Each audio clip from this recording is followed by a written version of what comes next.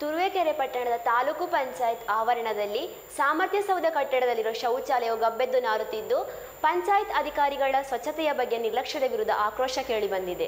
ಸ್ವಚ್ಛ ಭಾರತದ ಅಭಿಯಾನದ ಬಗ್ಗೆ ಜನರಲ್ಲಿ ಅರಿವು ಮೂಡಿಸಬೇಕಾದ ತಾಲೂಕು ಪಂಚಾಯತ್ ಅಧಿಕಾರಿಗಳು ತಾವೇ ಸ್ವಚ್ಛತೆಯ ಬಗ್ಗೆ ನಿರ್ಲಕ್ಷ್ಯ ವಹಿಸಿದ್ದಾರೆ ಎಂದು ಸಾರ್ವಜನಿಕರು ದೂರಿದ್ದಾರೆ. ತಾಲೂಕು ಪಂಚಾಯತ್ ಅಧಿಕಾರಿಗಳಿಗೆ ಮತ್ತು ಸಿಬ್ಬಂದಿಗೆ ಈ ದೃಶ್ಯ ಕಣ್ಣಿಗೆ ಕಾಣುತ್ತಿದ್ದರೂ ಸಹ ಕಾಣದಂತೆ ಇರುವುದು ಬೇಸರದ ಸಂಗತಿಯಾಗಿದೆ. ತಾಲೂಕಿನ ಎಲ್ಲ ಪಂಚಾಯಿತಿಗಳ ಮೇಲೆ ಕಣ್ಣಿಡುವ ಕಾರ್ಯನಿರ್ವಹಣಾಧಿಕಾರಿಗಳ ಕಣ್ಣಿಗೆ ಅವರ ಕಾರ್ಯಾಲಯದ ಪಕ್ಕದಲ್ಲಿರುವ ಶೌಚಾಲಯವು ಕಾಣದಿರುವುದು ದುರಂತವೇ ಸರಿ ಎಂದು ಹೇಳುತ್ತಿದ್ದಾರೆ.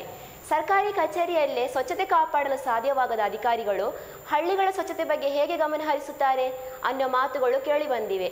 ಈ ಪ್ರಶ್ನೆಗಳಿಗೆ ತಾಲೂಕು ಪಂಚಾಯತ್ ಅಧಿಕಾರಿಗಳು ಹಾಗೂ ಕಾರ್ಯನಿರ್ವಹಣಾಧಿಕಾರಿಗಳು ಹೇಗೆ ಉತ್ತರಿಸುತ್ತಾರೆ ಎಂದು ಕಾದು ನೋಡಬೇಕಿದೆ.